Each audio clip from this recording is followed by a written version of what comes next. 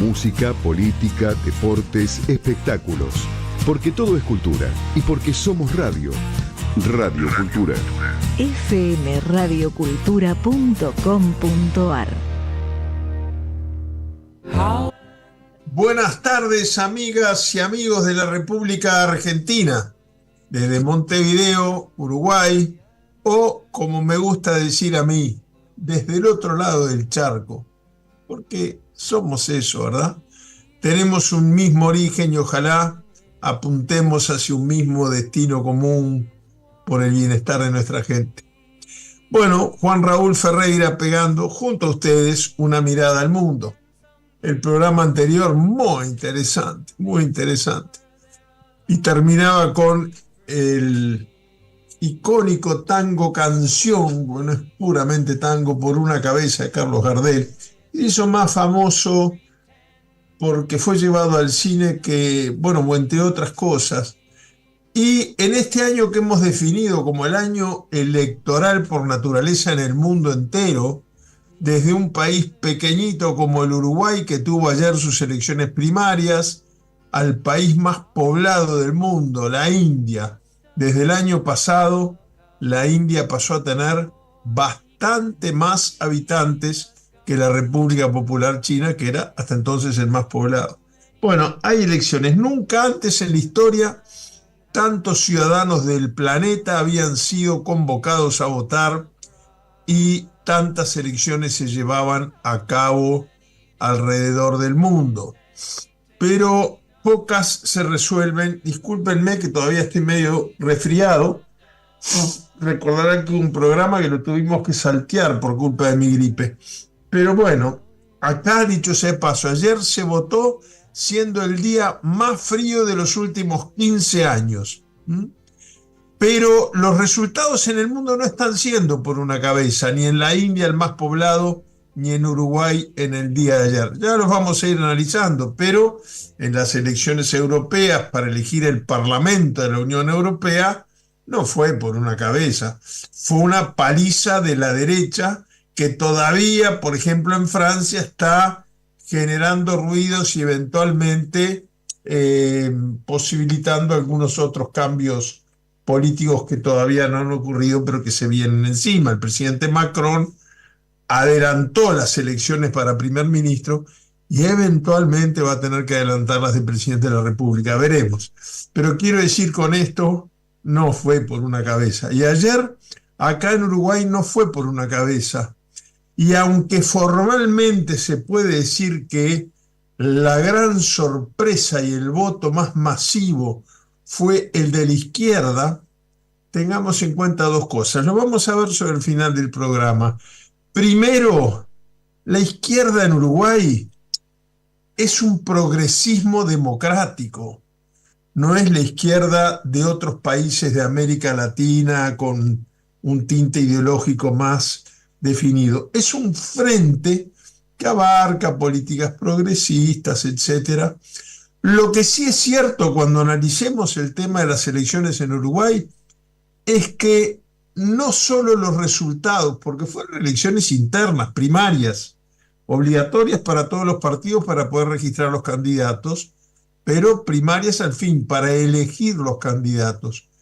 Generalmente inciden no tanto por la cantidad de votos que saca cada uno, como por la manera como la opinión pública asume ese triunfo o esa derrota, o ni siquiera triunfo y derrota, porque no es una competencia entre partidos formalmente. Ya lo vamos a analizar, porque en el día de hoy vamos a ir primero con los tres periódicos que utilizamos habitualmente para marcarnos un rumbo, que son el New York Times, El País de Madrid, y hoy iremos también con Le Monde de París. Luego haremos el salpicón de noticias que de aquí y de allá, de una agencia de noticias, de un periódico local, vamos armando el rompecabezas de esa mirada al mundo que pegamos juntos. Y en la segunda mitad del programa analizaremos dos temas electorales. Uno de ellos, las elecciones de ayer en el Uruguay. Es Uruguay, pero el programa es en Argentina. Me imagino que les interesará a todos saber qué pasó en esta primer experiencia del proceso electoral del año 2024. Y en la segunda mitad del análisis de las dos noticias más importantes, analizaremos por las consecuencias muy importantes que ha dejado en Estados Unidos el debate presidencial entre el presidente Donald Trump y entre el presidente Biden, Joseph Biden, y el expresidente, pero ya se le sigue diciendo presidente, Donald Trump.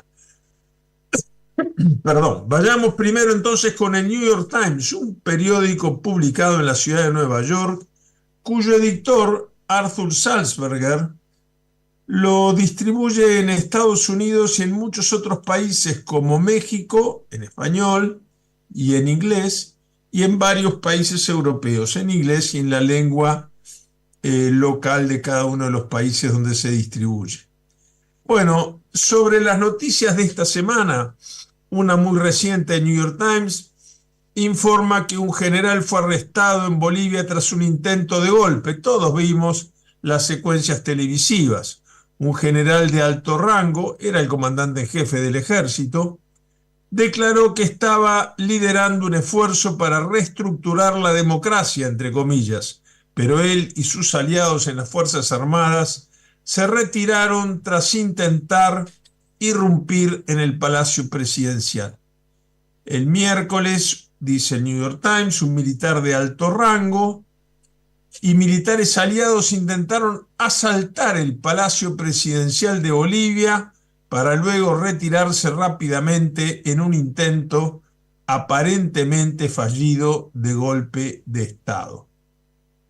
Horas después, el general fue detenido en directo por televisión. La televisión siguió paso a paso tanto el atentado como el momento en que fue detenido el comandante, el ahora ex comandante en jefe del ejército. La televisión boliviana, dice el New York Times, mostró las fuerzas de seguridad con equipamiento antidisturbios ocupando la plaza principal de la capital administrativa, La Paz. Dice esto porque Bolivia tiene dos capitales. La capital política, que es Sucre, donde está la Suprema Corte de Justicia, y lo que los bolivianos llaman la sede de gobierno, que es La Paz. Un tanque camuflado embistiendo una puerta, esta imagen es tremenda, del palacio destrozando el portón de entrada y soldados tratando de abrirse paso hacia el recinto.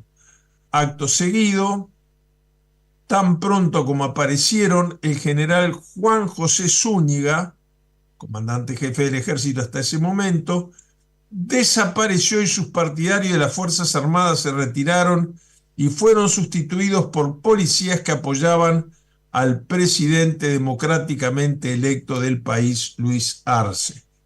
Yo agrego esto como un elemento de análisis, no como un elemento informativo.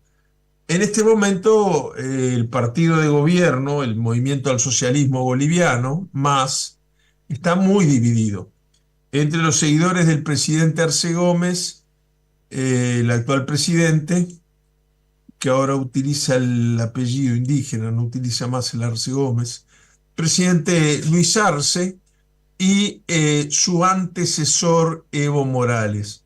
Esto despertó muchas suspicacias al punto que el presidente Arce Gómez tuvo que salir a desmentir que él tuviera la más mínima vinculación, porque el presidente Evo Morales acusó de un autogolpe para ganar popularidad ante la inminencia de un nuevo proceso electoral en Bolivia. El País, un periódico español, nos vamos ahora entonces a Europa, fundado en 1976, se redacta en español, aunque también publica contenidos en catalán. Por ejemplo, el suplemento Quadern en inglés y portugués. Tiene su sede social y redacción central en Madrid y cuenta con delegaciones en otras ciudades de España: Barcelona, Valencia, Sevilla, Bilbao, Algeciras, desde las que edita diferentes ediciones territoriales, así como en Ciudad de México y San Paulo, Brasil. Hemos elegido esta noticia sobre cómo está funcionando la amnistía a los independentistas catalanes, con los cuales el presidente de España, Pedro Sánchez, logró obtener la mayoría para ser ungido nuevamente por un nuevo periodo. Allá recordemos que hay monarquía parlamentaria, pero no hay primer ministro, sino presidente del gobierno. Es un poco la herencia de la síntesis, diría yo, del enfrentamiento en la Guerra Civil Española entre republicanos y monárquicos. El alto tribunal declara no admisible el delito de malversación en el proceso y mantiene la orden de detención contra el expresidente Esquerda Republicana Catalana. Cree que, el exceso de acento porque me gusta mucho hablar en catalán, cree que la medida de gracia se acabará aplicando pese a la decisión judicial. Sin embargo, el líder opositor del Partido Popular, Núñez Feijóo, dice que el gobierno solo ha tenido mayoría para aprobar una sola ley y por lo que se ve ni siquiera saben hacerlo. Bueno, el expresidente Carles Puigdemont, que se encuentra asilado en Francia, cerca de la frontera con España, ha comparado a los jueces de la Sala de lo Penal del Tribunal Supremo con la mafia, tras conocer que han decidido que no se le puede amnistiar por el delito de malversación. Toga Nostra, ha escrito en la red social X el expresidente Carles Puigdemont. La Sala considera no admisible el delito de malversación de caudales públicos del que está acusado, por lo que mantiene la orden de detención contra él y no puede regresar a España cuando aspira a ser candidato a la presidencia de la Generalitat Catalana, el órgano autonómico generado por los estatutos de Cataluña.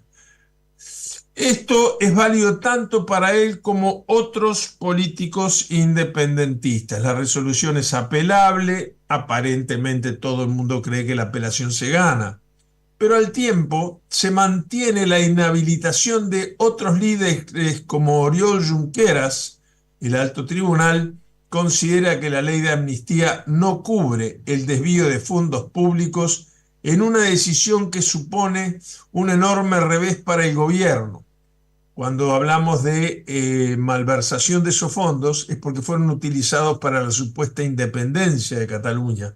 No estamos hablando de un acto de corrupción, de enriquecimiento personal, pero sí, a juzgar por el tribunal, el alto tribunal sigue constituyendo un delito.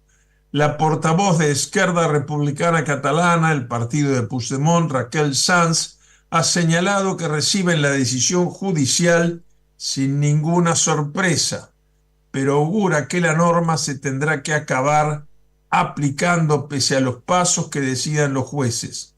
El líder del Partido Popular, como hemos dicho, ha criticado, Alberto Núñez Feijóo, al gobierno. Solo llegó al poder gracias a esta norma y por lo que se ve ni siquiera supieron hacerla correctamente, dijo Puigdemont del gobierno del presidente Pedro Sánchez.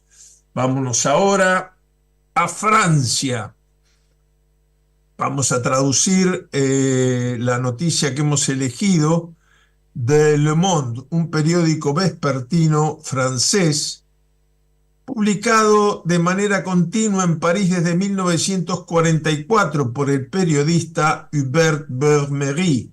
Su línea editorial es de centro-izquierda y sus lectores son políticamente mixtos, con un mayor porcentaje orientado a la izquierda del espectro político.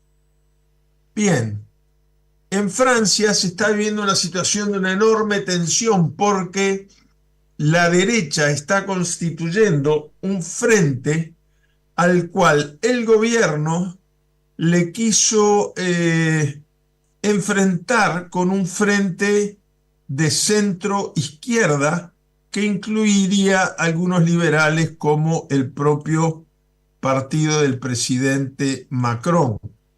Pero la presencia de grupos de ultraderecha en de ultraizquierda, perdón, en este grupo, atemorizarían de alguna manera sectores empresariales, aliados tradicionales del gobierno, por lo cual el panorama es muy difícil y terminaría ganando la ultraderecha de Le Pen, que formalmente se autodefinen como fascistas. Bien, en un artículo por François Denord y Paul Legnaud y Monet, dice, la extrema derecha francesa tejió una red de apoyo entre políticos y empresarios. Desde ideas a proyectos de ley, su influencia fortalece al partido de Le Pen en su lucha por consolidar un poder en un entorno político muy fragmentado. Preocupaciones económicas a medida que se acercan las elecciones anticipadas a las que llamó el presidente Macron tras los resultados de las elecciones europeas generan preocupaciones económicas a medida que se acercan las mismas. Por primera vez, Jordan Bardella, presidente de la Agrupación Nacional, el derrocado líder del Partido Republicano, Eric Ciotti, estuvieron uno al lado del otro en público. La reunión tenía como objetivo presentar sus agendas económicas al MEDEF, el principal grupo de empleadores de Francia, grupo empresarial. Su objetivo era aliviar las preocupaciones de los empresarios sobre las políticas económicas de la extrema derecha. Vamos a ver si este craca, este viru que se siente entre el empresariado francés y las posiciones de algunos aliados de ultraderecha de Le Pen le hacen fracasar su propósito de nombrar primer ministro y luego ser ella misma, Marianne Le Pen, candidata a la presidencia de Francia, o si no basta, y esta tendencia a la derecha que fue marcada en las elecciones parlamentarias europeas, marca ya una tendencia irreversible.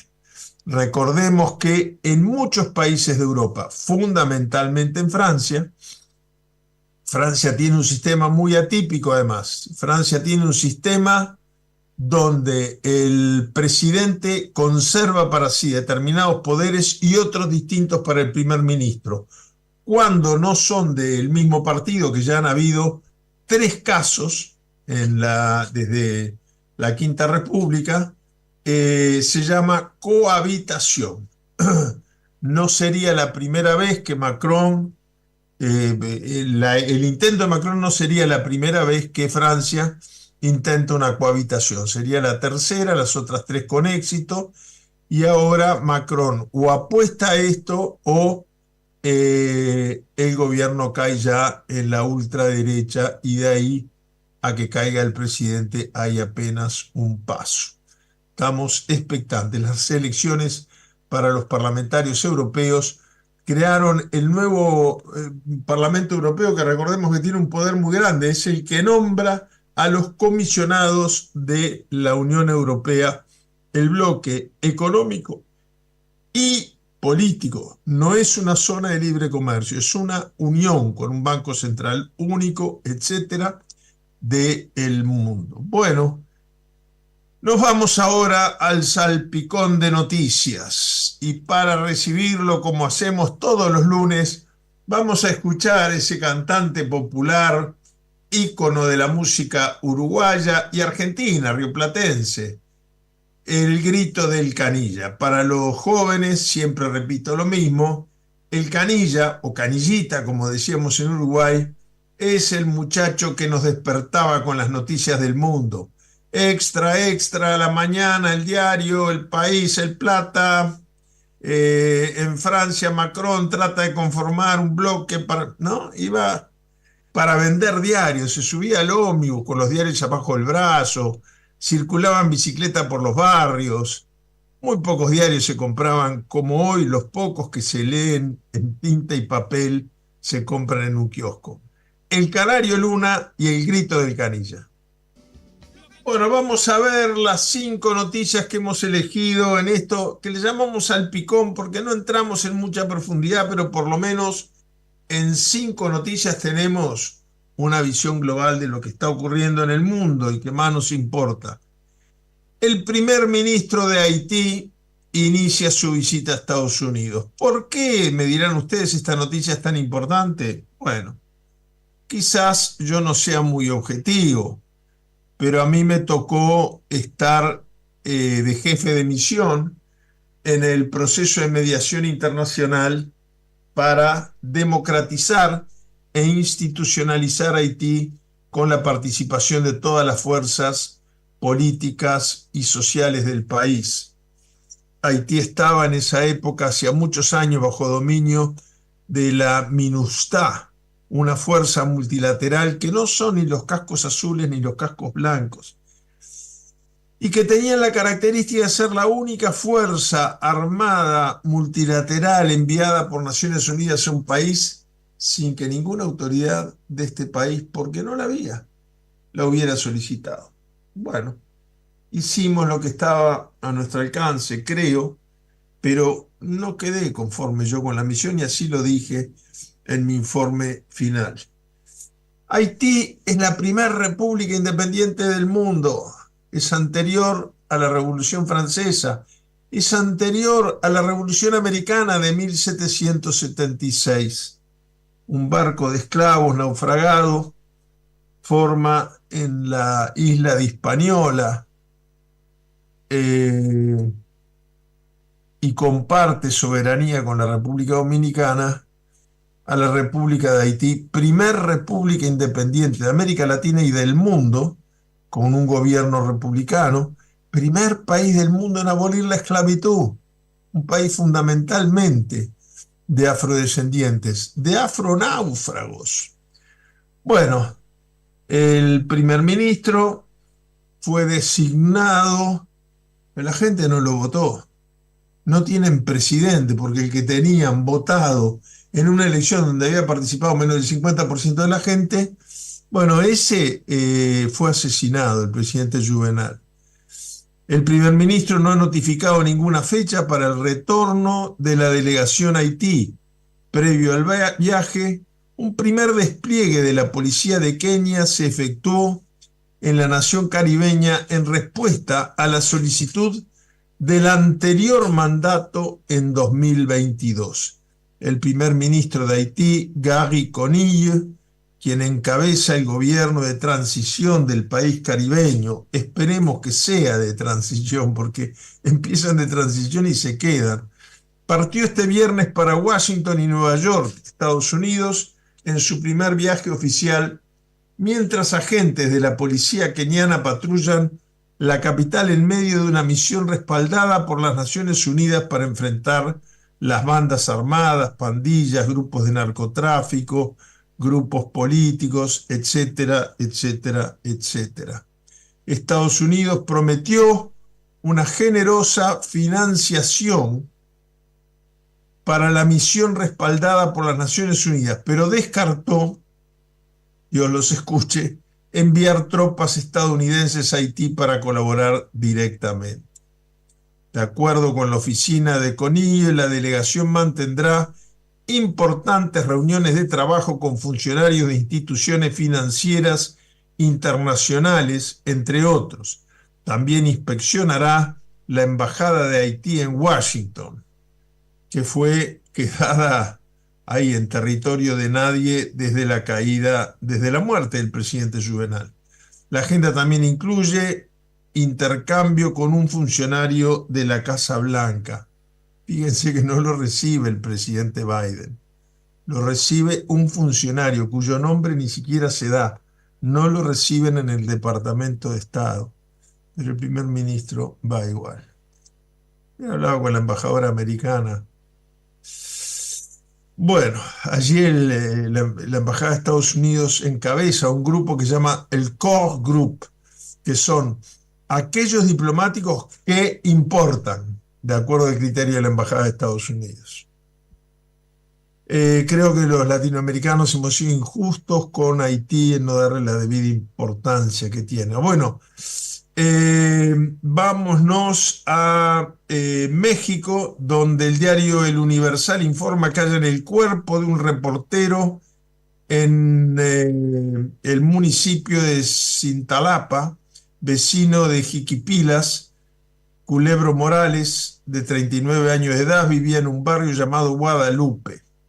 Este periodista hace días que estaba desaparecido, sus restos fueron hallados.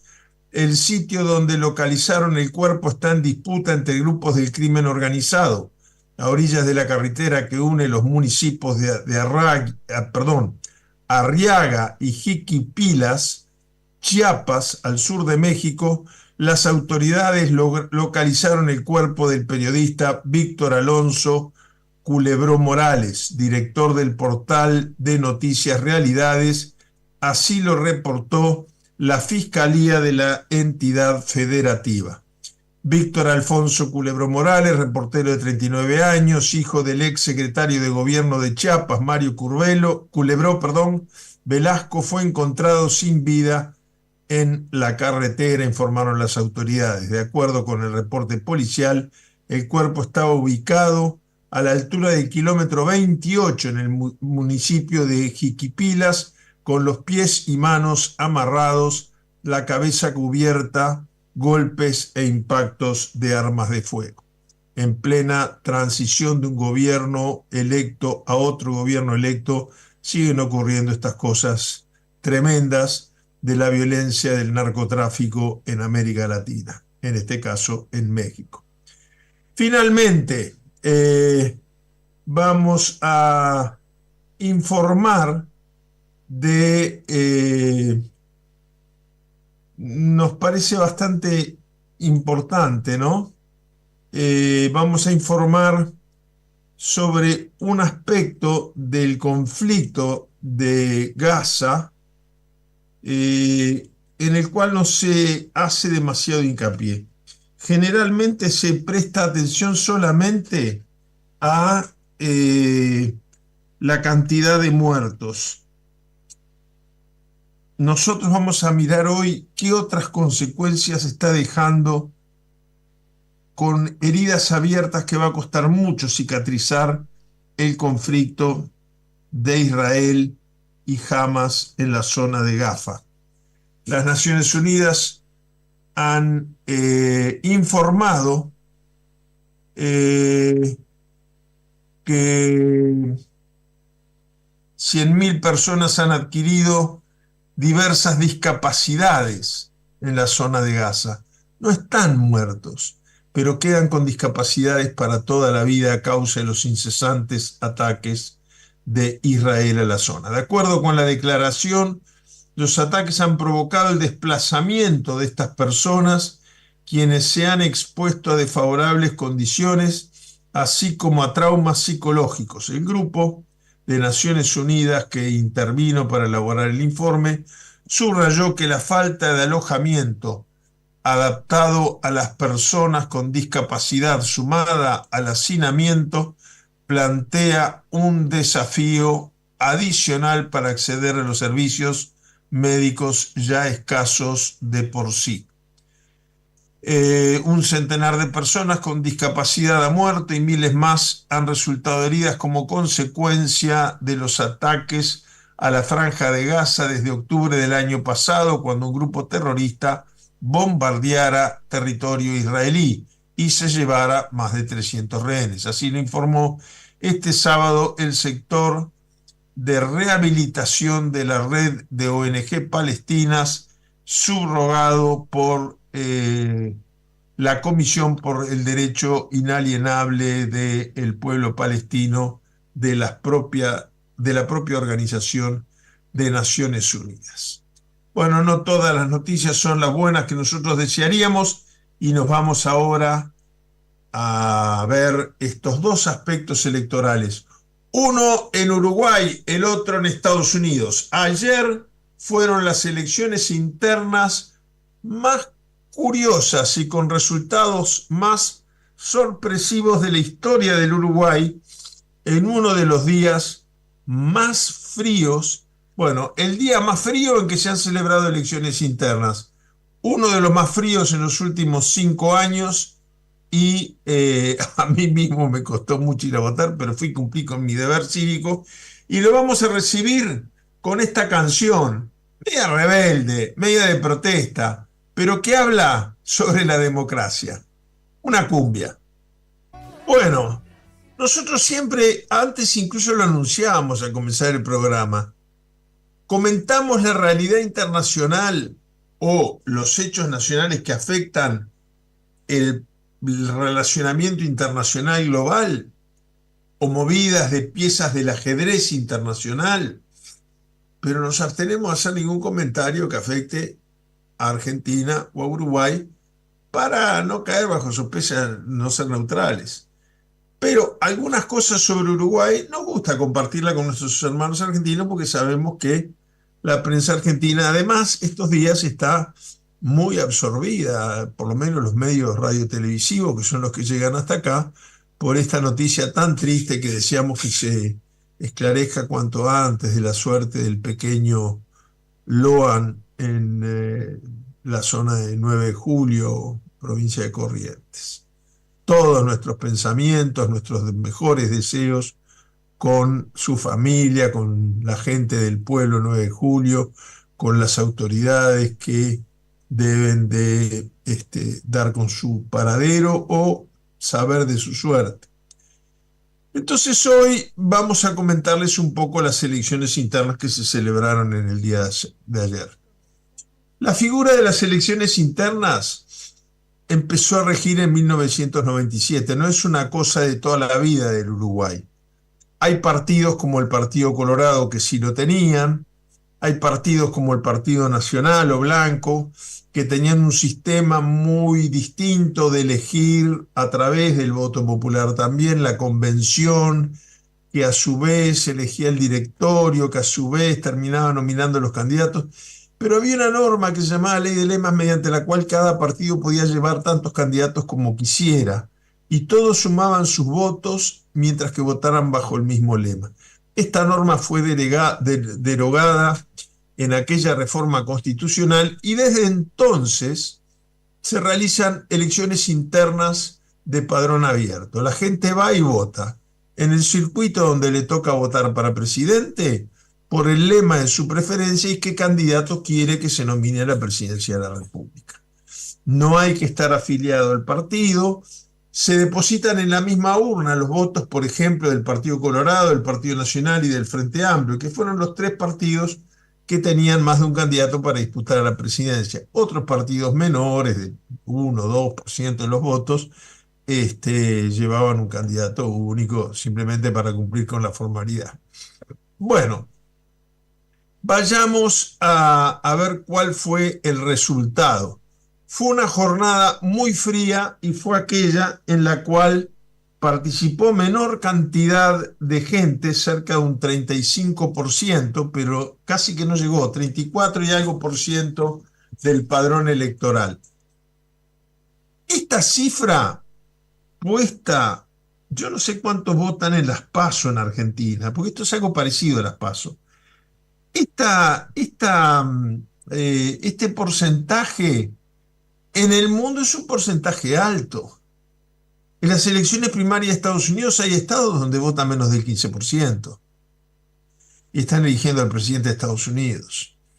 Pero bueno, es un régimen federal, cada estado tiene sus normas. Hay que tener en cuenta que en Estados Unidos no son todas el mismo día. El supermartes hay 14 estados que eligen sus miembros de la convención demócrata y republicana, en otros estados se vota el mismo día de publicar. Es distinto. Acá, votito. El Frente Amplio se alzó con el resultado más alto, con el más alto de su historia. no solamente fue la fuerza que tuvo más votos, sino que fue esta interna del año 2024, aquella en la cual el Frente Amplio, que tuvo dos presidentes, primero a Tabaré Vázquez, luego a José Mujica, luego a Tabaré Vázquez de vuelta, antes que Luis Lacalle Pou, el actual presidente. Bueno, 3 veces en el gobierno, pero en las elecciones internas para elegir candidato nunca había entrado primero. Y hay que tener en cuenta que una de las elecciones, de las 3 que ganó el Frente Amplio, en una ganó en primera vuelta, no hubo necesidad de balotaje, porque sacó más del 50% de los votos. Pero aún en esa no entró primero como ahora en las elecciones internas. Esto en fila frentista fue considerado una victoria. Pero lo más importante es que habían 3 candidatos, uno testimonial, la intendenta de Montevideo era una candidata muy importante, como el intendente del departamento de Canelones, Yamandú Orsi. Orsi obtuvo el 62%, Carolina Cose, intendenta de Montevideo, el 34%, y Andrés Lima, el 3%. A pocos minutos de conocerse los resultados, el Frente anunció ya su fórmula electoral con candidato a presidente el que entró primero, Yamandú Orsi, Carolina Cose, que entró segunda, candidata a vicepresidenta, y una imagen de unidad muy grande. Digo porque esto a veces pesa más que el resultado electoral mismo, cómo se maneja el resultado.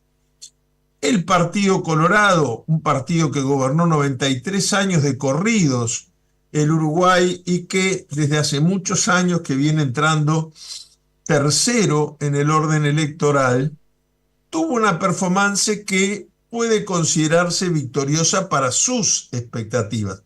No quise con esto de que estén pensando en ganar la elección. Llevan varias elecciones entrando terceros, pero sí que fue considerado un triunfo político muy grande y yo creo que en general inesperado. El Partido Colorado entró tercero, sí, pero los candidatos a presidente salieron electos con este orden.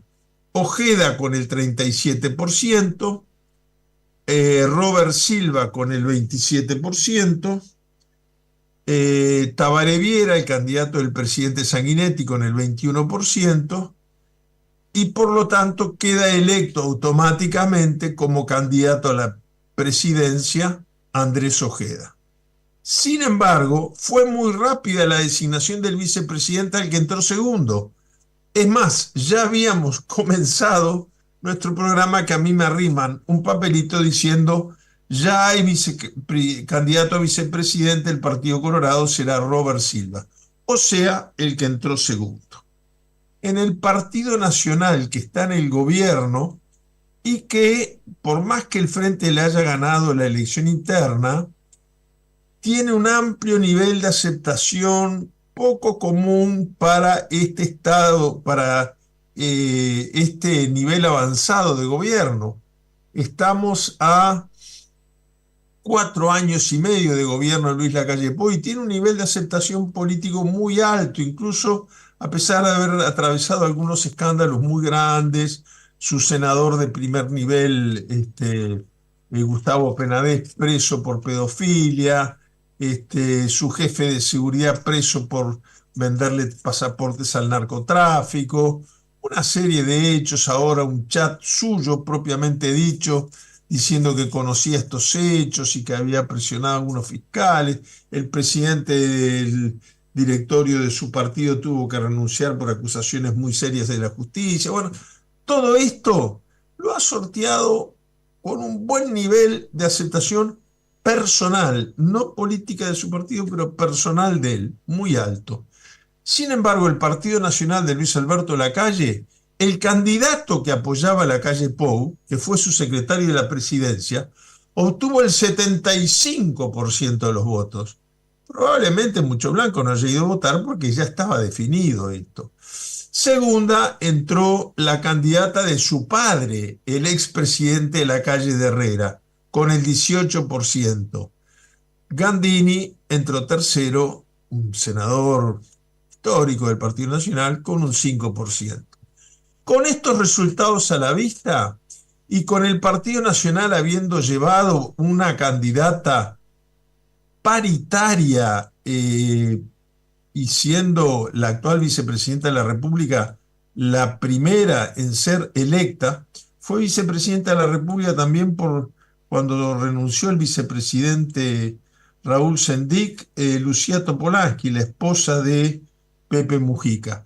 Pero Beatriz Argimón, la actual vicepresidenta, se transformó por la manera de componer la fórmula con un criterio paritario de Luis Alberto Lacalle Pou en la primer mujer en ser electa vicepresidenta de la República. Y ahora tenemos que la segunda candidata, Laura Raffo, obtuvo el 18%. Entonces, cuando estaban todos los periodistas, todos los analistas, todo el mundo esperando el anuncio de que Laura Raffo sería la candidata a vicepresidenta, en forma inesperada, el candidato Delgado anunció que no, que designaba a alguien que no había participado en las internas y designa a una ex sindicalista de un sector más bien de ultraizquierda, un partido tan conservador como el Partido Nacional.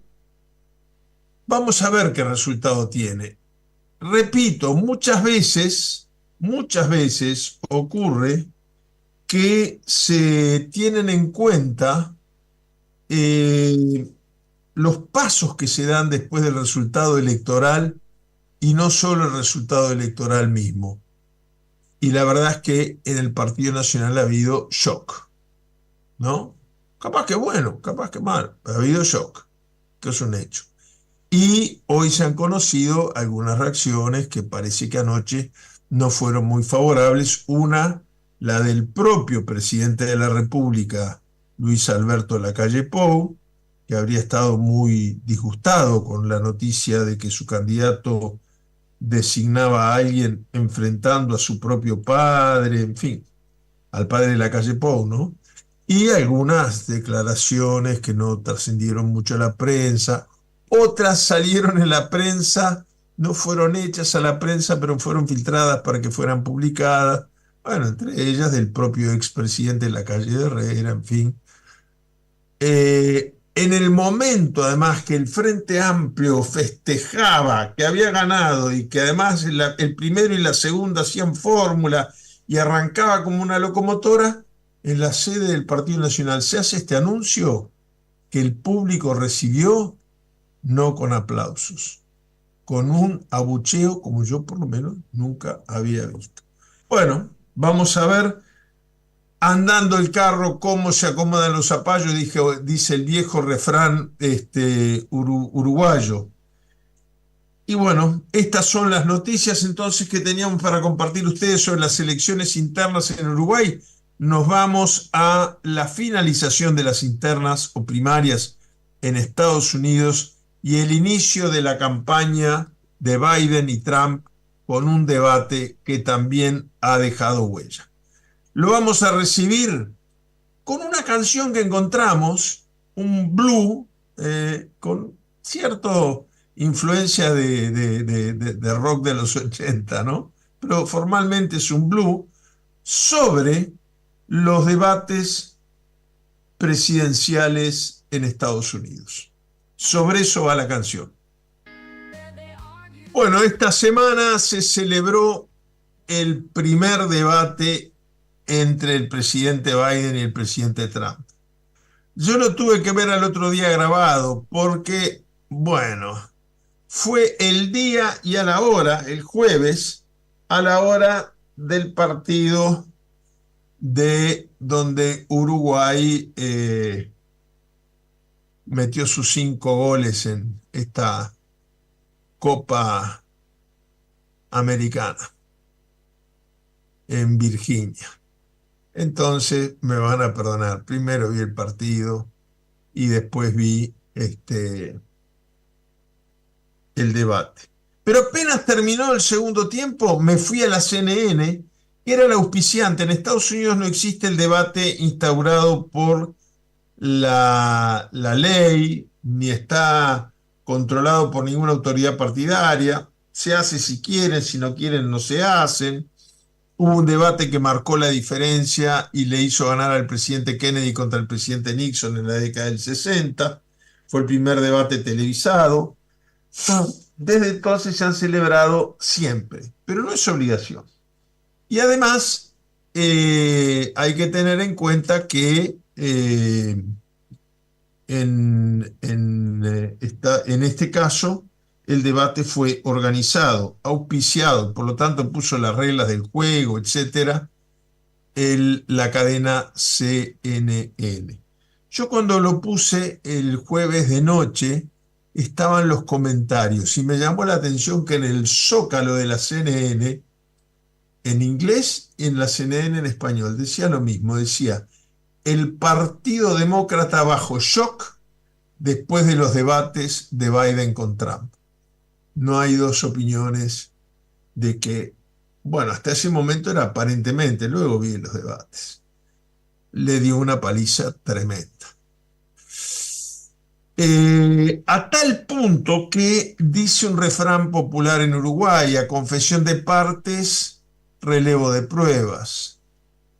El presidente Biden, el día sábado, estuvo en una universidad en el estado de Nueva York y dijo ahí en su discurso textualmente, lo voy a citar textualmente: no camino como hace 4 años, no puedo razonar como hace 4 años, no hablo como hace 4 años, ni debato como hace 4 años, pero yo digo la verdad y él miente. Es decir, él se agarra sobre el hecho ético, moral de que él no mintió y según él Trump mintió, pero reconoció que había perdido el debate.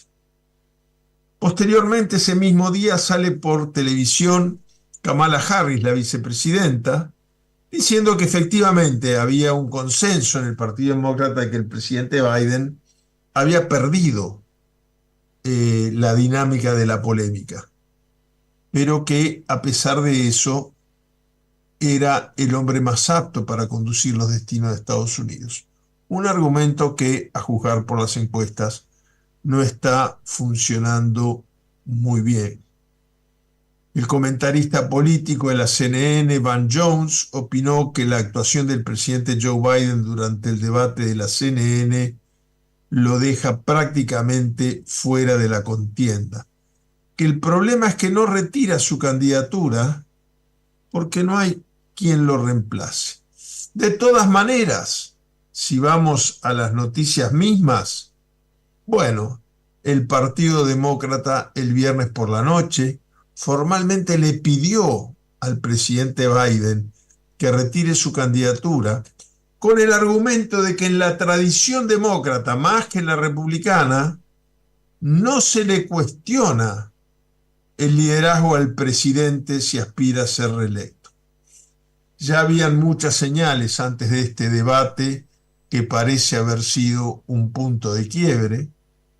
Ya habían varias actitudes del presidente Biden que demostraban que la edad le estaba afectando. Hay gente, a ver, acá en Uruguay el año pasado tuvimos al aire al presidente Mujica, que ahora tiene 90 años, ¿no? La televisión de las elecciones internas del acto del Frente Amplio, lo que más cubrió fue cuando terminó con la actuación de una figura muy popular de la música afroamericana en el Río de la Plata, digo porque es muy conocido en Argentina también, el uruguayo Rubén Rada, que además es militante del grupo del presidente Mujica, cantó en el acto final del Frente Amplio y el presidente Mujica movía las caderas y se puso a bailar y bueno, y se robó, nadie escuchó los discursos, la gente quería ver a Mujica bailando cumbia o bailando música afro, era. Bueno, no todos la edad les toca de la misma manera. Yo escuché una conferencia sobre el pensamiento político de Chomsky, del filósofo americano, del presidente Mujica, y se puede estar de acuerdo o no con él políticamente, pero a mí me dejó boquiabierto todo lo que sabía de filosofía contemporánea, etcétera. Bueno, Biden ya había dado algunas señales para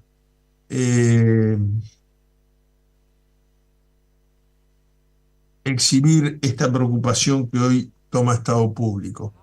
En la reunión del G7, donde estuvo también el presidente argentino, estuvieron muchas figuras invitadas, estuvo el Papa Juan Pablo II, dos argentinos prestigiosos. Bueno, resulta que allí el presidente Biden, yo no sé si en Argentina salió la nota, se le ve mirando casi que perdido y de repente empieza a saludar y está saludando al lado equivocado hasta que la mujer viene y lo da vuelta. Él ahí le tiemblan las manos, se pone los lentes y ya no quiere saludar porque se siente como obnubilado. Bueno, este panorama ya se nos fue el tiempo, lo seguiremos analizando cuando corresponda. Ese que caracteriza a estos debates presidenciales llamados a cambiar la grilla y mover el amperímetro en las elecciones norteamericanas. Queridas amigas y queridos amigos, nos pasamos ya un minuto, mil disculpas a la radio y sus operadores, y nos volvemos a encontrar el lunes que viene a las 13 horas para pegar una mirada al mundo y sus alrededores.